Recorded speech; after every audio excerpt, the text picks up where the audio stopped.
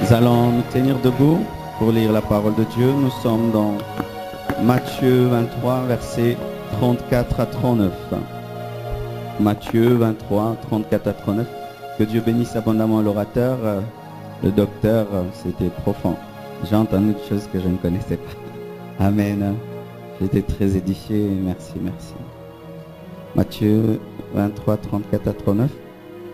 C'est pourquoi, voici, je vous envoie des prophètes, des sages et des scribes. Vous tuez et crucifiez les uns, vous tuerez et crucifierez les uns, vous battrez de verge les autres dans vos synagogues, et vous les persécuterez de ville en ville, afin que retombe sur vous tout le sang innocent répandu sur la terre, depuis le sang d'Abel, le juste jusqu'au sang de Zacharie, fils de Baraki, que vous avez tué entre le temple et l'autel. Je vous le dis en vérité, tout cela retombera sur cette génération. Jérusalem, Jérusalem, qui tue les prophètes et qui lapide ceux qui te sont envoyés. Combien de fois ai-je voulu rassembler tes enfants comme une poule rassemble ses poussins sous tes ailes, et vous ne l'avez pas voulu. Voici votre maison où sera laissée déserte, car je vous le dis, vous ne me verrez plus désormais, jusqu'à ce que vous disiez, béni soit celui qui vient au nom du Seigneur. Acclamons le Seigneur, asseyez-vous. Comme nous l'avons dit dans la publicité, dans les émissions, le Seigneur m'avait révélé 54 choses qui tuent les prophètes. Et normalement, ce soir, je devais parler de 27 choses qui tuent les prophètes, mais en priant et en me préparant, je me suis rendu compte que si nous parlons de 27 choses, nous serons superficiels. Alors je veux me limiter pour cette soirée à 10 choses, et le jeudi je parlerai encore de 10 choses, et le reste je le mettrai dans un syllabus qu'on vous donnera. Amen. Les choses qui tuent les prophètes. 10 choses. Selon ce passage, Jérusalem est présentée comme une ville réputé dans l'assassinat des prophètes. Et même Jésus dit que je dois aller à Jérusalem parce qu'un prophète ne doit pas mourir en dehors de Jérusalem. Il voulait même confirmer cette réputation de Jérusalem qui était une ville assassine, une ville tueuse des prophètes. Et pourquoi est-ce que Jérusalem était une ville qui tuait les prophètes? C'est parce qu'elle voulait que Dieu s'adapte à ses penchants. C'était une ville qui voulait que Dieu parle comme elle veut entendre parler. Elle voulait que les prophètes lui disent ce qu'elle veut entendre. Et aujourd'hui, bien-aimés, c'est vrai, nous ne sommes pas Jérusalem, mais je crois que le Congo, et précisément Kinshasa, est comme Jérusalem, une ville qui tue ses prophètes. Une ville qui assassine les prophètes. Il y a une génération exceptionnelle des prophètes qui ont paru dans notre nation il y a de cela 10 ans. Nous n'avons même pas encore atteint la... C'était des jeunes extraordinaires. J'allais dans leurs réunions, je m'asseyais, je regardais et j'allais jeûner, prier parce que c'était extraordinaire. Et la plupart d'entre eux n'avaient pas étudié, ils ne venaient pas des familles nobles. Ils n'étaient pas universitaires. Leur secret, c'était jeûner, jeûner, prier, prier. Un d'eux avait des genoux remplis de plaies. Quand il revenait d'une retraite, il me montrait ses genoux. C'était des grosses plaies. Mais aujourd'hui, la plupart sont morts. D'autres ont touché aux fétiches et d'autres n'ont que des expériences d'hier. Toute une génération comme ça a disparu, tuée par Jérusalem, tuée par Kinshasa. Et au temps de Jérusalem, on utilisait des pierres, on utilisait des croix afin de tuer les prophètes. Mais aujourd'hui, nous ne lapidons pas les prophètes avec des pierres, nous ne les crucifions pas sur des bois, mais nous utilisons d'autres formes d'assassinat. Le fait de ne pas soutenir, par exemple, un homme qui dit la vérité. Le fait de ne pas dire Amen quand la parole est vraie, mais elle ne te plaît pas. Ce sont aussi des assassinats prophétiques et une autre nouvelle forme de lapidation. Car la Bible dit qu'à la fin des temps, les gens se donneront une foule de docteurs, mais aussi de prophètes qui leur diront des choses qui les plairont. Et vous savez comment est-ce que l'Église arrive à avoir des prophètes et des docteurs qui leur disent des choses qui leur plaisent? C'est lorsque, quand tu dis des choses qu'ils veulent, ils disent Amen et ils mettent l'argent dans le panier. Et quand tu dis des choses qui les transforment, qui les touchent et qui les blessent, ils dorment, ils disent pas Amen. En soi, ils veulent te mouler, te transformer pour que tu sois comme ils veulent que tu sois. Et si tu ne changes pas, ils te lapident et ou ils te crucifient. Et là, j'aimerais dire à quiconque est crucifié dans son prophétisme que lorsque tu te retrouves à la croix, tu ne dois pas en descendre par toi-même, mais tu dois accepter d'être tué afin que Dieu te ressuscite. Car si tu quittes la croix sans être ressuscité, c'est de l'assassinat, car tu mourras des plaies. Et ainsi on voit des gens, ils commencent un ministère fort puissant, mais il n'a pas de soutien financier matériel, il devient escroc. Tu as quitté la croix, il fallait que tu acceptes qu'on te tue afin que Dieu te ressuscite. Tu n'as pas le droit de quitter la croix parce qu'elle te fait mal. Tu n'as pas le droit de changer d'éthique et de méthode parce que les gens ne disent pas Amen à tes prédications et il n'y a pas des foules qui viennent lorsque tu prêches. Tu n'as pas le droit de quitter la croix parce que la croix est importante, car c'est elle qui permet la résurrection, et la couronne d'épines est importante parce que la couronne d'épines se présente comme le maître ruban du tailleur qui vient prendre la taille de ta tête, car c'est à la taille de, alléluia, de la couronne d'épines, couronne de gloire, mais c'est différente, mais c'est la même taille, car la tête reste la même, mais c'est ce qu'on met sur la tête qui change. J'aimerais parler à un homme de Dieu qui vit dans l'intégrité, dans la crainte de Dieu, mais qui n'a pas les finances, qui n'a pas des foules. Reste sur ta croix. Celui qui est mort à la croix n'était pas entouré d'une foule, mais aujourd'hui il y a des églises, des millions et des millions de personnes. Ne change pas de doctrine, reste sur cette croix. Car bien-aimé, autant tu t'habitues au bois qui te tue, ainsi tu peux t'asseoir sur une chaise en or. Ne change pas. Alléluia. Et à Jérusalem, il y a deux choses. Il y a des assassinats et des suicides. D'un côté, Jésus qui est crucifié, et de l'autre côté, Judas qui se pend. Alors c'est ça dans le domaine prophétique. Il y a des crucifiés et des pendus. Les pendus, ce sont eux-mêmes qui se tuent. Et les crucifiés, ce sont des gens qui sont tués par l'église, tués par le peuple de Dieu, tués par les Congolais. C'est-à-dire, tu vas, tu le vois, tu dis arrête l'impudicité, arrête le péché, pas d'offrande du prophète. Mais si tu dis tu vas monter et puis tu vas escalader, vraiment on va te donner $1 million. Ça aussi, ce sont des assassinats spirituels. Mais il vaut mieux être assassiné que se suicider. Parce que si tu es assassiné, Dieu te ressuscite. Mais si tu te suicides, je ne sais pas ce que Judas est devenu. Hein.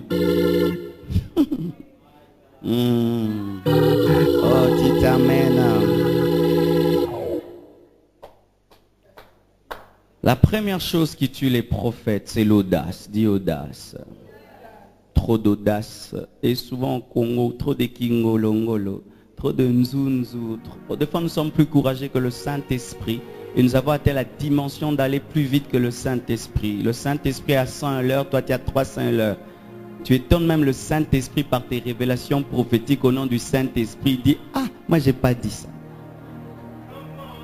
La Bible dit dans Deutéronome 18 verset 20, mais le prophète qui aura l'audace, parce qu'il y en a toujours, de dire en mon nom une parole que je ne lui aurai point commandé de dire, ou qui parlera au nom d'autre Dieu, ce prophète-là sera puni de mort. Ce n'est pas parce que tu n'es pas mort que tu n'es pas mort. Car lorsque Adam et Ève ont péché, ils ne sont pas morts automatiquement, mais le processus avait commencé. Donc tu peux être bien parfumé, mais tu es mort. Tu peux être là prêchant fort, mais tu es mort. Parce que seulement la sémence a déjà commencé en toi. Le problème c'est celui-là. Nous nous attendons à des réactions brutales de Dieu, alors que des fois les réactions les plus lentes sont les plus dangereuses parce que tu ne les sens pas venir. Tu mourras. Qu'est-ce que prophétiser par audace? C'est prophétiser sans avoir été dans la présence de Dieu. Prophétiser sans avoir participé au conseil de Dieu comme l'homme de Dieu l'a dit. C'est prophétiser sur base des apparences. Prophétiser sur base des informations reçues. Ça c'est terrible au Congo. Il y a même des gens à qui on donne des prophéties. Telle maman est comme ça, tel papa est comme ça. Va lui dire ça, nous allons partager l'argent. Penses-tu que tout ce qu'on te dit, ce sont des prophéties? Ce sont des choses qu'on connaît sur toi. Parce que quand même, nous sommes dans une petite ville Kinshasa, tout le monde connaît tout sur tout le monde. Prophétiser sur base des informations. Prophétiser sur base de l'expérience prophétique. Parce que dans le domaine prophétique aussi, l'expérience. Tu sais déjà que ce bateau a boué, baza a boué. Oh oui, oui, dans le domaine prophétique, il y a l'expérience. Si tu as prophétisé pendant 10 ans et 1000 fois tu as prophétisé sur un type de personne et qui réagit de la même manière, tu peux mettre cela dans ton répertoire spirituel et commencer à donner des prophéties vraies, mais pas par le Saint-Esprit, mais par l'expérience. Ce n'est pas toujours le Saint-Esprit qui parle. Des fois, tu peux prophétiser sur quelqu'un. Tu vois que depuis que tu as prêché, il te regarde d'une certaine manière. Tu te rends compte qu'il est fâché, donc il a des problèmes. Frère, on a un problème. Tout le monde au Congo a des problèmes. Et maintenant, tu connais tous les problèmes de Congolais. Bon, bah, dans quelle classe? Pour ceux qui ont fait un c'est sûr que vous foutez de classe. Oh, prophète Amakas. Expérience prophétique. Mutumso que lumbambi si masimbambi sekala. Asimbambi sekala. Azo lumbambi, membi seza suste.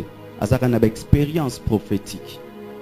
C'est prophétiser sur base des temps et des circonstances, comme là, beaucoup de gens vont prophétiser sur le nouveau président. Sur base des temps et des circonstances. Ce sera Kabila. Ah non, ce sera Tshisekedi. Ouais, c'est trop facile quand même. Il fallait le faire il y a 50 ans ou 30 ans ou 10 ans. Quand même Kabila n'avait pas paru, là c'est plus facile. Là c'est vraiment prophétique. Mais là tout d'un coup tout le monde va dire non, c'est le PPRD, c'est l'MLC. Mais tout le monde on sait que c'est entre MLC, PPRD ou UDPS. Quand les avions tombent trop hard, je vois aussi les avions vont tomber. Combien? Il y aura 5. Où? Ça va tomber. Je vois une femme qui est grosse, moi ils me disent déjà boué. Tu vas enfanter dans 2 semaines. Je vois, tu vas enfanter dans 2 semaines. Déjà c'est mieux boué. Ata lobia que botati. Parce que ce qu'on a semaine à gagner. Faire de ses pensées les pensées de Dieu. Faire de ses rêves les rêves de Dieu. Tout rêve n'est pas un message de Dieu, même si tu es un grand prophète. Tout rêve n'est pas de Dieu. Tu peux rêver des choses même glorieuses. Ce n'est pas Dieu qui t'a parlé. Des fois, c'est nos propres pensées. Hommes de Dieu, prophètes, nous sommes des hommes. Nous rêvons aussi comme les fidèles. Nous ne devons pas tout le temps chercher à interpréter nos rêves et dire que c'est une direction divine. Car des fois, nous avons rêvé comme tout le monde a rêvé et ça n'a pas de sens spirituel. Mais souvent, nous les prophètes, nous voulons toujours donner des sens à nos visions, à nos rêves, à nos songes. Tout doit avoir un sens prophétique. Alors que lorsque quelqu'un mange trop, même tu dors, tu vas voir, on te poursuit, on t'attaque, on te combat. Tu peux dormir en colère et puis tu vois, tu es en train de détruire. Tu dis, cette année, c'est une année d'impact. Par audace, c'est faire de son désir le désir de Dieu. Tu veux une chose et puis tu dis, Dieu a dit. Tu veux ceci, Dieu a dit. Je veux ceci, donc Dieu a dit. Faire de sa parole la parole de Dieu. C'est ça, prophétiser par audace. Écoutez ceci, l'audace ne doit jamais venir avant la prophétie. Mais si tu reçois la prophétie, tu n'as pas d'audace, c'est aussi une mort. Voici encore la deuxième chose qui tue les prophètes, c'est qu'après qu'ils aient reçu la parole prophétique de Dieu, il manque l'audace de la donner. C'est mal que d'avoir de l'audace avant de recevoir la parole prophétique. Mais une fois que tu as reçu la parole prophétique, tu dois manifester de l'audace. C'est ainsi que la Bible dit dans Acte 23, verset 11. La nuit suivante, le Seigneur apparut à Paul et dit, prends courage, car de même que tu as rendu témoignage de moi dans Jérusalem, il faut aussi que tu rendes témoignage dans Rome. Prends courage. Ce qui est drôle, c'est que souvent les gens qui n'ont pas des paroles prophétiques sont très courageux et ceux qui ont les paroles prophétiques ne sont pas courageux. Et c'est ça l'une des maladies de notre nation, c'est que les gens qui ont la chose de Dieu ne sont pas courageux. Mais ceux qui ne l'ont pas, oh, ils sont courageux. Tout le temps la télé, tout le temps affiche, banderole, tout le temps. Tu vas là-bas, il ne dit rien, mais il est là. Mais les gens qui ont la vraie chose de Dieu se taisent. Il est temps que tu parles, prophète. Il est temps que tu parles, prophète. Je m'aurais parlé à un homme qui a un vrai message de Dieu. L'heure est arrivée que tu payes la télévision, que tu mettes 1000 $ pour passer à la télévision et dire ce que Dieu t'a dit de dire. Car lorsque le vrai se tait, on pense que tous nous sommes faux. Et lorsque les gens passent à la télévision sans donner un son clair, on pense que tout le monde a un son confus. Il est temps dans cette nation que les justes se lèvent et parlent. Il est temps, qu'est-ce que vous attendez? Que le pays meure, que l'église meure? C'est le temps de parler. Nous sommes comme Moïse qui ne fait que discuter avec Dieu. Je suis bègue, je suis bègue, je suis bègue, je suis bègue, je suis bègue. Je suis un enfant, je suis un enfant, je suis le plus petit de ma famille. Ce n'est pas grave. Le problème, ce n'est pas ce que tu es, mais c'est ce que est celui qui t'appelle. Et il connaît tes faiblesses, il connaît tes défauts, il connaît. Mais si c'est donné la peine de te parler, donc c'est toi. Nous manquons l'audace de certains aventuriers, doivent nous imposer même les mains. L'audace. Il n'a rien entendu, il parle. Et il dit, mais toi, tu as la chose de Dieu. Tu dors avec, tu te réveilles. Je parlerai. Les années passent, tu parleras. Tu vas mourir avec ces prophéties. Je te redemanderai des comptes pour tout ce qu'il t'a dit dans le secret. Ce n'est pas ta parole, c'est la parole de Dieu. Et c'est ça le problème, nous sommes trop prudents. Qu'est-ce qui me prouve que ça va s'accomplir? Et si ça ne s'accomplit pas? Et si maintenant je le dis, il n'y a personne? Et si c'est faux? Il n'y a pas de ministère sans risque. Prophétiser est un risque. C'est pourquoi moi je n'aime pas trop être dur avec les prophètes. Parce que ce n'est pas facile d'être prophète. Imagine que tu es dans une salle comme celle-ci, on te donne le nom de quelqu'un, son adresse. C'est bon, c'est simité. Au Kitanacher Néni. Comment nous te bon pas signer peu. Comment non pas bimi ça? Eh, faut nous dire hein. Oh, ça passe hein. Et ça passe. Yo meka. Oh prophète ana beta kinzadi. Yo kasimeka tanzadi ana obeta. A beti nzadi pas qui t'a confité le père Matia beti Matia. Aza courageux. Et même dans le domaine prophétique, personne n'a jamais commis des erreurs. Personne n'a jamais donné une fausse parole de connaissance. Nous tous, il faut bêta benzadi. Qui n'a jamais commis des erreurs en parole de connaissance, en vision? Tout le monde, tout le monde, tout le monde. Mais l'essentiel, c'est d'être sincère et de rechercher Dieu sincèrement. Sois courageux. Des fois, on n'est pas courageux parce qu'on considère que la mission est trop grande. Qui suis-je? Dieu n'aime utiliser que des choses faibles pour manifester sa gloire. Car si tu es grand, pourquoi Dieu fera des grandes choses? On croira que c'est ta grandeur qui a produit ces choses. C'est pourquoi Dieu se choisit des faibles plantes, afin que ces faibles plantes puissent porter sa gloire. La faiblesse est l'invitation à la puissance de Dieu, à la gloire de Dieu. Ne regarde jamais ce que tu es, car ce que tu es, c'est l'invitation de Dieu. Plus tu te sentiras faible, plus il viendra vers toi. Parce que le fait déjà de te sentir faible, c'est de l'humilité. Et tu dis, Seigneur, je ne suis incapable, c'est toi. Et tu pourras fuir pendant des années, te rechercheras. Parce que tu as le cœur qu'il faut, tu te sens faible. Mais ne te sens pas faible éternellement. Parce qu'il n'y a pas de licence d'humilité sans avoir rien fait. Oui, il y a des gens qui sont éternellement humbles. Tiakoufa peut humble. Seigneur, c'est trop grand, Tiakoufa. Je ne suis pas capable. Oh Dieu, puis tu meurs. Gloire à Dieu pour ton humilité. Mais Dieu n'a que faire de cette humilité qui ne produit pas de résultats. Dites Amen. Hein? Des fois, on a peur de la persécution. Si je dis, ça va me créer des combats, des luttes, on va me haïr, on va me fermer les portes. C'est pourquoi, bien-aimés frères, sœurs, dès le départ dans le ministère, il faut préciser pourquoi tu sers Dieu. Tu sers Dieu pour les portes, tu auras peur de rater les portes. Tu sers Dieu pour l'argent, tu auras peur de dire des choses qui vont te faire rater l'argent. Tu sers Dieu pour les acclamations, tu auras peur de dire une chose qui ne va pas attirer l'acclamation.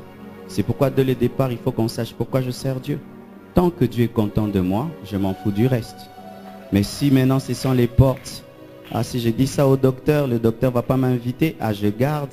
Nous servons maintenant les églises et les amis pasteurs. Dès le départ, il faut déterminer, tu sers Dieu pourquoi? Et l'homme qui sert Dieu pour Dieu peut tout dire. Parce que Dieu est avec toi même en prison. Même quand les gens t'abandonnent pour tes prophéties. Même on te jette dans une citerne, Dieu sera avec toi. Mais si tu sers Dieu pour avoir une foule avec toi, quand la foule cherchera à partir, tu ne diras pas de boire le sang et manger la chair. Tu vas garder cet enseignement et tu auras... Le jour de la Pentecôte, ce sera une foule qui recevra le feu afin qu'ils se divisent le premier jour. Il fallait qu'ils partent pour que le feu de la Pentecôte vienne sans eux. Car la chambre haute n'était pas assez grande pour toute la foule. Et quand des fois dans ton ministère, Dieu voudra sélectionner les gens, tu ne vas pas tout dire. Et ainsi tu auras des foules qui t'accompagnent, mais ces foules vont te distraire pour que tu n'aies pas la vraie foule. Au départ, c'était une fausse foule qui suivait les pains et les poissons. Il fallait que cette foule s'en aille et que reste un reste qui peut boire le sang et manger la chair pour que la vraie foule vienne après la Pentecôte par la prédication de Pierre.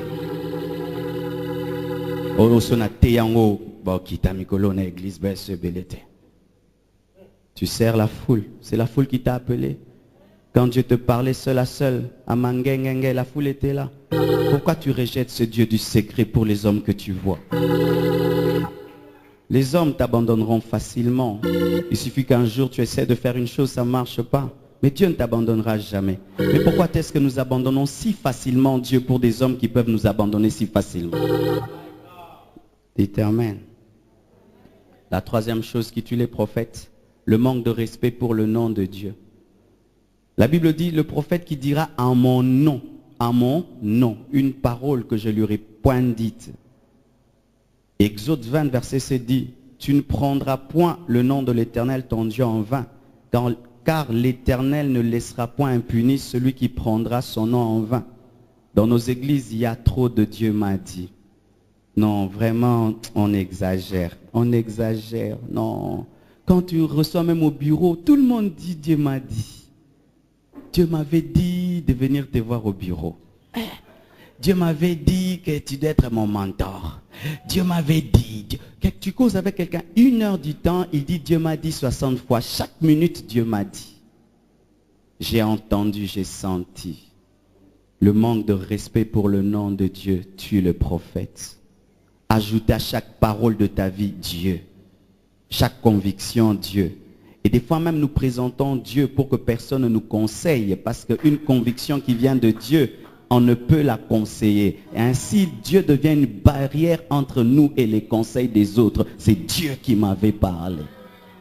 Mais comment est-ce qu'on peut connaître si les Dieu m'a dit sont vrais? Là où il y a trop de Dieu m'a dit, il y a beaucoup de trop Dieu a fait. Quand il y a trop de Dieu a dit, il y a beaucoup de trop Dieu a fait. Mais il y a maintenant trop de Dieu a dit et peu de Dieu a fait parce que les Dieu a dit étaient des faux. Car on reconnaît le Dieu a dit par l'accomplissement du Dieu a dit. Dieu m'a dit, Dieu m'a dit, Dieu m'a dit. Crains Dieu. Crains Dieu. Je connais des gens qui ont atteint une dimension où même quand Dieu lui dit, dis pas Dieu lui a dit. Il te donne seulement un conseil. Je trouve bon que tu fasses. Je te conseille de faire ceci. Et quand tu fais, tu te rends compte que c'était Dieu. La Bible dit, tu n'emploieras pas en vain le nom de l'Éternel. Dieu n'est pas n'importe qui. Mais souvent, nous utilisons le nom de Dieu pour donner du poids à nos paroles. C'est tout. Quand seulement tu veux que ta parole ait du poids, Dieu. C'est devenu comme un tampon, un cachet. Dieu m'a dit. Quelle est la dernière fois vraiment que tu as entendu Dieu? Toi qui dis tout le temps Dieu m'a dit. Comment se fait-il qu'une personne qui peut dire tout le temps Dieu m'a dit puisse tout le temps se perdre comme ça dans la vie? Parce que dire tout le temps Dieu m'a dit révèle que tu as une grande intimité avec Dieu. Mais comment toi qui dis avoir une si grande intimité dans la vie, avec Dieu, tu te perds dans la vie que Dieu a créée? Dieu m'a dit, Dieu m'a dit, Dieu m'a dit, Dieu m'a dit, Dieu m'a dit. J'ai senti convaincu par Dieu. Et nous arrivons même au point d'inventer des choses pendant les réunions. Dieu m'a dit maintenant, oh maintenant ici je vois la fumée. Il ne voit rien. Il veut voir la fumée et il voit la fumée. Je vois les anges. Un ange descend au coin là-bas. Son imagination, il dit Dieu. Il y a le feu ici. Il ne voit pas. Alors nous devons déterminer quand est-ce que nous déclarons par la foi et quand nous déclarons par la vision. Je vois une vision, il y a le feu. Si tu as vu le feu. Mais si tu n'as pas vu, tu peux dire Seigneur, que ton feu tombe là-bas. C'est ta prière. Là au moins tu es sincère. Mais pas utiliser de la psychologie pour manipuler les gens et leur faire croire des choses que tu imagines. C'est de l'occultisme. Oui. C'est de l'occultisme. Vous savez que nous pratiquons souvent l'occultisme dans les églises. Quand tu vas voir un occultiste, il veut t'endormir, il te dit, tu vas dormir. Quand je compte 1, 2, 3, tu dors. Il te communique son imagination et sa foi, et puis tu dors. Tu ne vois rien, tu ne sens rien, mais tu veux produire un effet dans la salle. Tu fais dire à Dieu ce qu'il n'a pas dit parce que tu veux un effet dans la salle. Dieu m'a dit que 20 personnes vont tomber par là. Est-ce qu'il t'a dit que c'est 20 personnes ou bien c'est toi qui veux? Je peux prier, Seigneur, que 20 personnes soient touchées. Je dis, 20 personnes maintenant sont touchées. Ça, c'est ma prière. Mais quand je dis Dieu m'a dit 20, il faut qu'il soit 20. Hein? S'ils sont à 19 et demi, tu as menti. Et s'ils sont à 23, tu as aussi menti. S'ils sont à 21, tu as aussi menti. Et des fois, nous avons des réunions où nous ne faisons que pécher contre le Saint-Esprit. Faire dire au Saint-Esprit ce qu'il n'a pas dit. Faire dire à Dieu ce qu'il n'a pas dit. Et nous sortons de la réunion, nous pensons que nous sommes bénis alors que Dieu est en colère. Parce qu'on a menti en son nom. N'est-ce pas que lorsque nous étions des enfants et qu'on avait un culte avec papa, maman, et tu avais des choses à reprocher à ton père, on profitait de ces moments pour lui dire des choses. Papa, Dieu dit, attention, il ne faut plus taper maman, il ne faut plus taper maman, je vais te taper. Au nom de Jésus, ainsi a parlé le Seigneur. Et puis papa dit, je ne participe plus à vos cultes là, commence à me manquer du respect. Non, ce n'était pas moi qui avais parlé, c'était Dieu. Jean, Keba. N'est-ce pas qu'on ne l'a pas fait? On l'a fait. Mais nous continuons à le faire de manière amplifiée sous des touches prophétiques. Moi, je l'ai fait. Tout ce que j'ai dit, moi, il y a un temps, si je vous montre ma vie là, je vais montrer une fois Joël des choses que je faisais. En 96, quand j'ai reçu l'onction de 96 à 97, si je te parle, mais tu vas rire. Oh Dieu, que Dieu me pardonne. C'est Kenneth Hagin qui a changé ma vie. Quand j'ai lu le livre Comprendre l'onction, j'ai tout changé. Et mes amis ont cru que j'ai perdu l'onction. Non, j'avais arrêté les aventures à temps.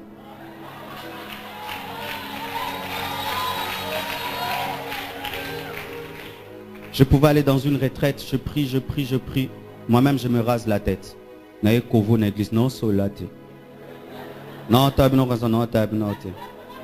un impressionnisme.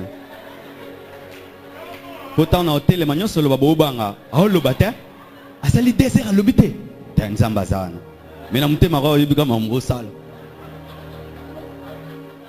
Moi, j'ai fait ça. Oh, touche la flair. Ah, ça fait quoi? Maintenant, touche ici. Touche là. Oh, touche ici. Venez au mur, touchez le mur. Et puis quoi? J'ai fait ça. Je suis assis sur ma chaise. On se fait minga tenga mona kouyi. Bouh! Bon, eh, nana banjo tete kouyi. Donc à to koufi.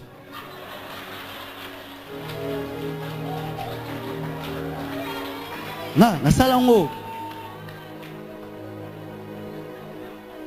En ce temps-là, on nous a laissé un pasteur, notre père spirituel a voyagé, il commençait un peu à nous serrer. Et quand on te donne même la modération, même la louange, l'adoration, profitez Kawana. Atmosphère. Israël, Israël, Israël, fais attention, laisse ces enfants tranquilles. Ils ont la grâce de Dieu. Ah, attention, je vais frapper, je vais frapper. Après qu'il te kimi, le bélaquier. J'ai fait ça.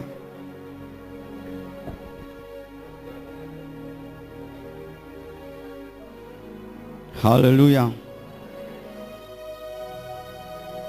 Il faut craindre le nom de Dieu avant de dire Dieu.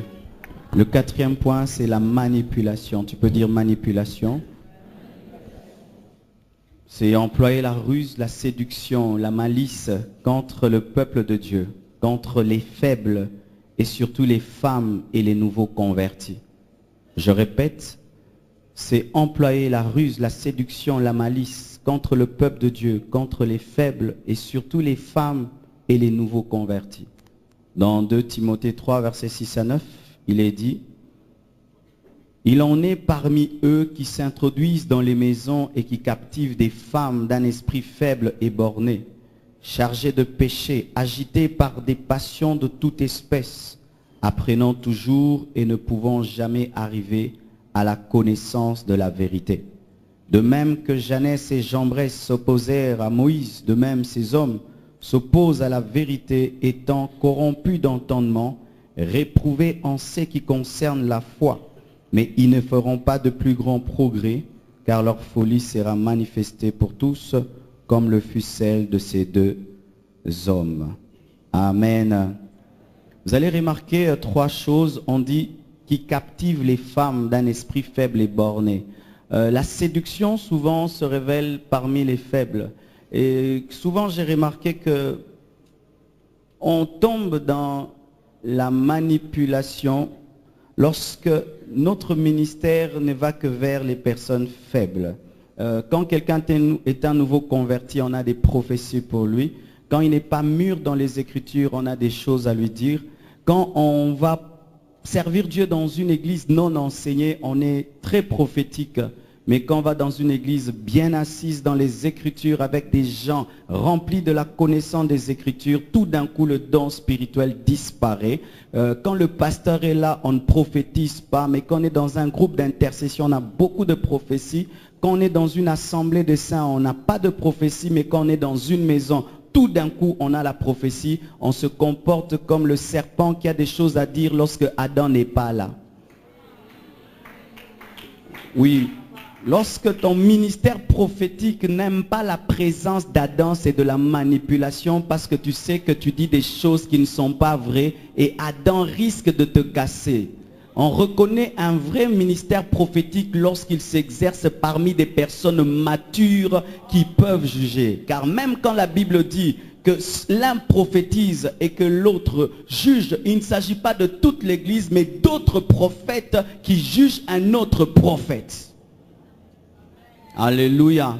C'est ainsi que vraiment les mamans, je vous demande de grandir dans les Écritures et dans votre maturité spirituelle parce que vous êtes souvent la cible des faux prophètes à cause de vos émotions. Vous aimez tout le temps entendre Dieu a dit, Dieu a dit, Dieu a dit. Une fois j'ai enseigné à l'église sur l'offrande du prophète. J'ai dit qu'on n'achète pas une prophétie. Si quelqu'un te prophétise et t'exige une offrande de prophète, ne donne pas. Et une maman vient me dire, il y a tel prophète qui est venu à la maison, il a prophétisé, il a demandé l'offrande du prophète. Je lui ai donné quand même pour qu'elle me laisse tranquille. C'est ça, des personnes faibles d'entendement, des personnes ignorantes. Les faux prophètes aiment, on dit, ils s'introduisent. Ce n'est pas qu'on leur ouvre la porte, ils s'introduisent. Et s'introduire, c'est signe de ruse et de malignité. Au comprendre, déjà, c'est à Kotaki. Amen. Hein? Et des fois, même quand tu rentres en arrière, comment est-ce que tu entres en relation avec ce prophète? Au comprendre, tu donc s'introduisent dans les maisons, pas s'introduisent dans les églises, parce qu'ils aiment opérer en secret, parce que là on ne juge pas leur prophétie. Et ils captivent, capturent, rendent les gens prisonniers. C'est pourquoi un prophète qui veut que toute tourne autour de sa personne est un faux prophète. Tu veux t'acheter, est-ce que tu m'as dit? Tu veux faire, tu m'as pas dit. Tu veux voyager, tu m'as pas dit. Pour toute chose, il faut lui dire même sur ce que tu vas porter. Qui deviennent les centres des familles, les centres des églises. Ce n'est pas biblique. Dans le Nouveau Testament, le prophète ne dirige pas, mais il confirme les directions divines. Car tous, nous avons le Saint-Esprit. Dans l'Ancien Testament, on allait consulter le prophète, parce que ce n'est pas tout le monde qui avait l'Esprit. Mais dans le Nouveau Testament, il n'y a pas de consultation prophétique. Mais Dieu te parle, prophète, pour me confirmer ce qu'il m'a dit, parce que je doute et j'ai besoin d'encouragement. Oh, je dis consultation prophétique, une ligne de 200 personnes. J'ai vécu cette ligne-là aussi vers 93. On a fait une ligne prophétique et j'étais l'avant-dernier. Le prophète a commencé à 23 h, il a terminé à 6 h et il était KO. Quand j'entre, il me regarde et dit, tu seras diacre. Attends. Pourquoi il m'a dit que je serais diacre? Parce qu'il voulait que tout tourne autour de lui. Est-ce que c'était le seul à avoir l'onction prophétique? Il ne pouvait pas prophétiser pendant 1 heure et dire je suis fatigué qu'un autre prophétise. C'est moi le prophète de cette maison, le prophète de cette famille. Prophète Nabiso Andaku. Prophète Alupangu. C'est de la manipulation. Dites amen. 5e chose. Il meurt quand il commence en esprit mais termine dans la chair. Selon Galates qui dit, Galates 3, 1 à 3, ô Galates dépourvus de sens, qui vous a fasciné, vous aux yeux de qui Jésus-Christ a été peint comme crucifié. Voici seulement ce que je veux apprendre de vous. Est-ce par les œuvres de la loi que vous avez reçu l'esprit ou par la prédication de la foi? Êtes-vous tellement dépourvus de sens? Après avoir commencé par l'esprit, voulez-vous maintenant finir par la chair? Les chrétiens de Galate avaient commencé par la foi, ils ont cru que le salut était par la grâce, mais après il y a des enseignements qui sont entrés dans l'église, ils ont été fascinés par ces enseignements et ils ont cru que le salut s'obtenait par les œuvres, ils sont rentrés dans la loi. Mais aussi dans la dimension prophétique, cette parole s'accomplit lorsque tu ajoutes à la parole de Dieu ta parole. Amen. Oui. On appelle ça du coupé-collé spirituel. C'est-à-dire au début c'est Dieu qui parle et quand il y a l'impact de la vraie parole de Dieu, tu ajoutes ta parole. Oui, bien-aimé, cela est possible que tu puisses ajouter aux paroles de Dieu tes propres paroles. Et la Bible dit, celui qui ajoutera, j'ajouterai aussi les fléaux de ce livre. Quiconque ajoute à la parole de Dieu, Dieu ajoute ses problèmes. C'est pourquoi beaucoup de prophètes ont des problèmes. Pourquoi? Parce qu'ils saisissent l'impact de la vraie parole pour avoir leur impact. Je donne l'exemple. Tu prophétises, tu dis une chose vraie. Jimmy, Dieu fera ça, ma soeur, Dieu fera ça, c'est vrai, c'est vrai, c'est vrai. Et quand tu sens que tu as captivé les gens, alors tu donnes une fausse là-bas. Du vrai, vrai, vrai, faux, faux, faux, faux, vrai, vrai, vrai, vrai, faux. Un prophète est allé dans une église, il a donné des prophéties extraordinaires, mais à la fin, il a ajouté. Et Dieu m'a dit, tout cet argent que j'amène à la maison pour prier. Là, ce n'était pas Dieu qui avait dit. Mais tout ce qu'il avait dit était vrai. Mais au sujet de l'argent, c'était faux. Mais comme au début c'était vrai, on a cru que la fin c'était vrai. C'est ainsi que beaucoup de sœurs, on vous manipule par les prophètes. Ils te donnent ton nom, ton adresse, tous tes problèmes, mais il ajoute qu'il doit te oindre ta partie intime. Là c'était faux. Mais comme le début est vrai, tu crois que le reste est vrai. Mais la grossesse sera vraie aussi. Aloba maramba solo. Est-ce qu'à Kobaki na maramba solo? Mais oh alobaki ezaki a solo. Oui ezaki a solo. Mais oh ya suka na ezaki pe a solo. Ke opesa bijou na yo. Hein? Ki bo coucher na ye. Wana pe ezaki a solo. Nzamba komi ko yebisa batu ba ko ya pe na impudicité. Ke opesa triple la dîme, bakisa na dîme na yo. Tu as une dîme de $100. Ma sœur, Dieu m'a dit que la dîme est petite. Il faut donner $300. La dîme c'est toujours 10%. Profitez de l'impact d'une vraie prophétie pour ajouter une fausse prophétie. Mais aussi d'autres. Sixièmement, eux ils n'ajoutent pas, ils retranchent. Selon Apocalypse 22 verset 19.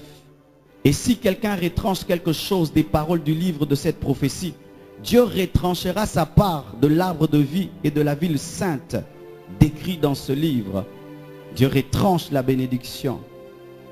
Dieu dit à Moïse, parle au rocher, lui il frappe le rocher. Amen. Dieu dit, parle, lui il frappe. Et pourquoi souvent nous retranchons? C'est lorsque nous avons des préférences prophétiques. Et il m'est déjà arrivé dans ma vie d'abîmer toute une convention. Oui. Il fut un temps d'organiser des actions. On était plusieurs orateurs en un seul jour. Plus de 20 personnes. Et j'étais le premier à prêcher. J'avais 2 messages qui donnaient mon cœur. Un de motivation, d'autre de responsabilisation. Je sentais que Dieu voulait responsabiliser. Mais quand j'ai regardé derrière moi,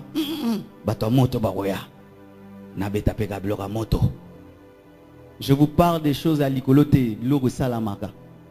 J'ai donné un message de motivation. C'était en feu. Tout le monde était debout. Et vous savez, tout le monde derrière aussi a changé de message. Tout le monde la motivation. Et Dieu m'a dit, c'est toi qui as détruit cette réunion. Parce que tout le monde t'a suivi. Une seconde fois encore, on m'invite.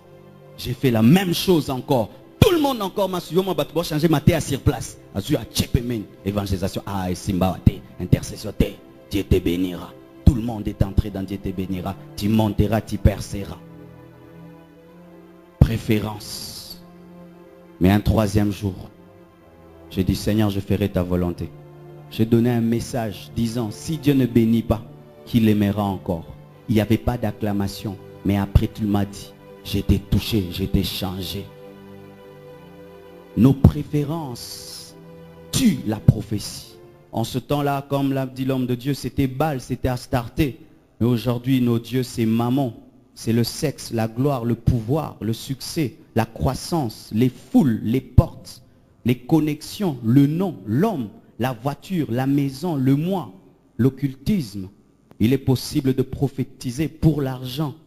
Et j'ai vu beaucoup de gens prophétiser pour l'offrande du prophète. Ils ne prophétisent pas parce qu'ils t'aiment. Ils prophétisent pour ce que tu lui donneras après qu'il t'aurait prophétisé. Et ainsi, il peut même annuler la prophétie parce que l'offrande du prophète n'était pas consistante. Et ainsi, il peut dire que toi, tu n'es même pas une bonne porte parce que tu ne donnes pas bien l'argent. Et ainsi, il y a des grilles, des portes et des petites portes selon l'argent qui est donné. Prophétiser pour l'argent, c'est prophétiser sous d'autres dieux. C'est Mammon. La grandeur du ministère, ce n'est pas ce que tu reçois quand tu exerces le ministère, c'est l'impact que tu as sur les vies. Car ce n'est pas la grandeur des millions que tu reçois qui dira que tu es le plus grand serviteur de Dieu. Il y a des gens qui prêchent, on ne leur donne rien, ce n'est pas qu'ils sont des petits serviteurs. Ils ont dit la vérité, c'est pourquoi on ne leur a rien donné. Mais toi, on te donne peut-être parce que tu flattes les gens. Quand tu prophétises, qu'est-ce que tu attends? Tu attends que les gens changent, soient transformés, ou c'est l'argent? Quand tu prêches, qu'est-ce que tu attends? Tu attends que les gens soient changés ou c'est l'offrande du prophète? Et nous avons vu des gens se diviser pour les offrandes du prophète, briser des relations pour des offrandes du prophète et cesser de visiter une famille parce qu'après la veillée des prières, il n'y a pas eu d'offrande du prophète, et d'autres qui font même des suivis prophétiques de l'accomplissement de la prophétie. Ce n'est pas parce que tu as prophétisé que tu es responsable de l'accomplissement de la prophétie. N'est-ce pas que bisomo okutoto kamara nenge prophétie salamara siko yo kamo likambo ngi ba futelongo yo mo kamo akiti. Oh mwana ngwa bota mi ndenge bo pesinga kombo te ne mwana ngwa bota mi bo pesinga mbongo te. Des suivis prophétiques. L'argent. L'argent. L'argent. C'est ainsi que les riches ont beaucoup de prophéties, les pauvres n'ont pas de prophéties. Les riches ont des veillées à la maison, à domicile, mais les pauvres n'en ont pas. Parce que lui va donner 500 francs, donc Dieu ne l'a pas vu, Dieu ne le voit pas. Comment se fait-il que ton Dieu ne voit que les riches et ne prophétise que sur les riches? Est-il le Dieu des riches? Quand quelqu'un est pauvre, Dieu ne le voit pas. Il n'y a pas, il n'y a pas. Mais quand quelqu'un est riche, je vois la gloire de Dieu sur ta vie. Je vois la gloire. Il est déjà là, il est riche. Il est bien habillé, ça se voit, il a une belle peau, il a des beaux bijoux. Je vois la gloire de Dieu, tu vas monter, tu vas monter. C'est de la flatterie. De la flatterie. Parle au pauvre aussi dans sa pauvreté. Dis-lui qu'il sera ministre. Dis-lui qu'il sera président. Et ainsi, nous manifestons des cœurs qui pillent en prophétisant. Quand comme si c'est l'argent qui nous a appelés. Mais si on a besoin d'argent, tant que nous sommes dans Vodacom, dans Tigo, tant que nous diamant, bah le cambongo on a cherté. Et ça sonne tomate na cher pour le cambongo ça sonne. Est-ce que motivation ne se bimi na misabato au kokota là-bas? L'argent, l'argent.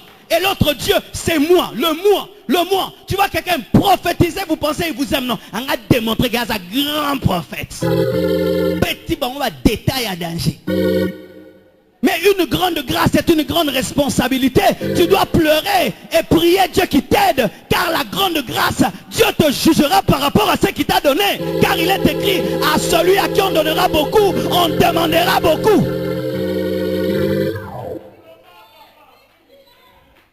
Et des gens tombent dans des compétitions, des rivalités prophétiques.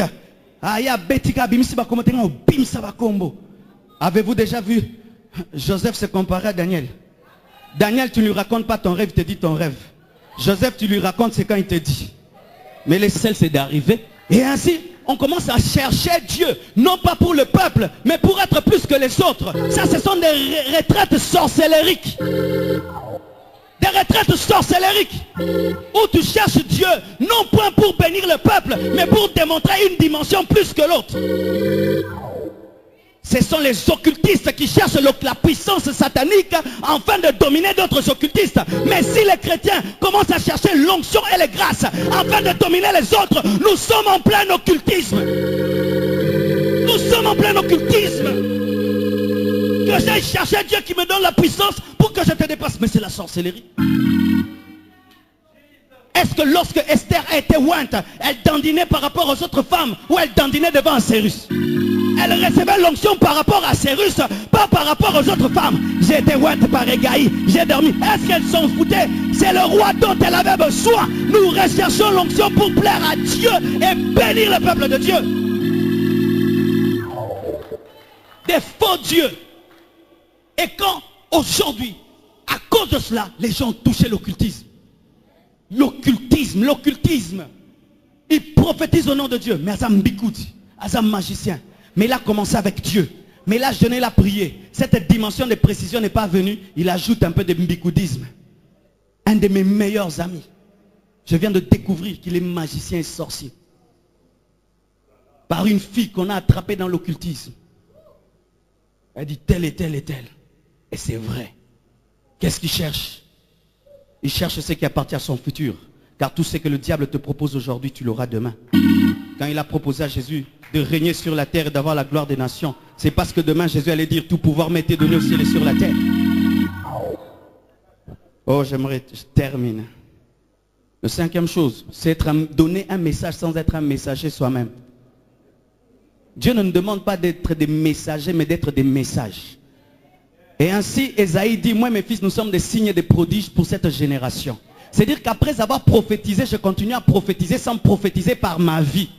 Ce n'est pas normal que tu prophétises la sainteté, mais tu vis dans le péché. Tu prophétises que le Congo va changer, mais tu dis Mbore Robongate. Ce n'est pas normal. C'est ainsi qu'Agabus, qu'il a voulu dire à Paul que tu seras lié, est allé plus loin. Il a pris sa ceinture et il s'est lié. Il a donné un message de prisonnier, s'est comporté comme un prisonnier.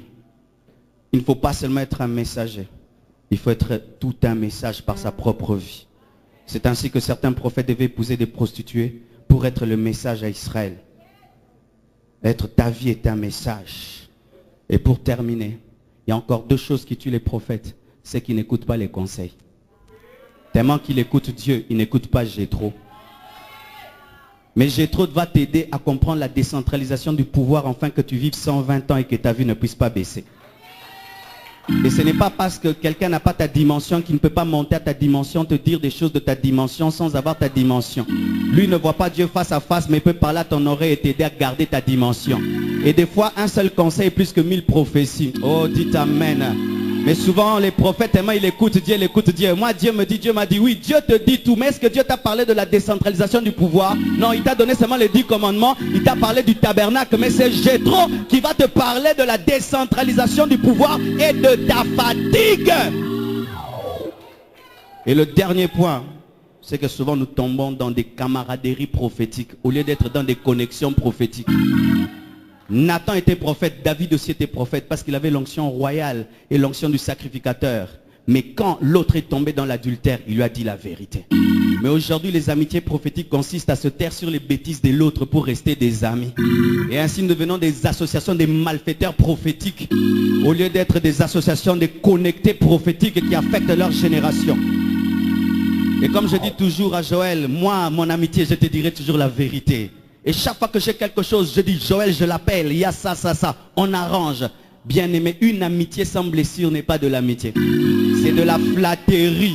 Tofanarara, silence. Non, dans l'amitié, il n'y a pas de silence. On parle, mais dans l'amour et dans la vérité. Nathan a respecté David, il a aimé David et il a permis à David d'engendrer par Bathsheba Salomon. Ah, oh, alléluia. Bien-aimé, j'ai besoin de vraies connexions, pas de fausses connexions. Quand je deviens orgueilleux, tu dois me dire que je suis devenu orgueilleux. Quand je deviens cupide, tu dois me dire que je suis cupide. Mais ce n'est pas qu'au nom de l'amitié, tu dois me laisser mourir. Parce que nous ne sommes plus sentinelles les uns des autres, nous sommes devenus des croque-morts. Oui, lorsque nous perdons la dimension des sentinelles, nous devenons des croque-morts. C'est ainsi que nous nous enterrons tous les jours parce que nous ne veillons pas les uns sur les autres. Veille sur l'autre, tu ne vas pas l'enterrer. C'est ainsi que dans la vie, Dieu placera dans la vie du prophète toujours un homme qui parlera dans sa vie au lieu de parler dans son onction.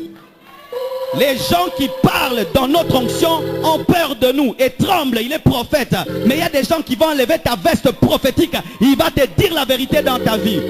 Nathan n'avait pas peur de l'onction royale sur David. Il lui a parlé dans sa vie.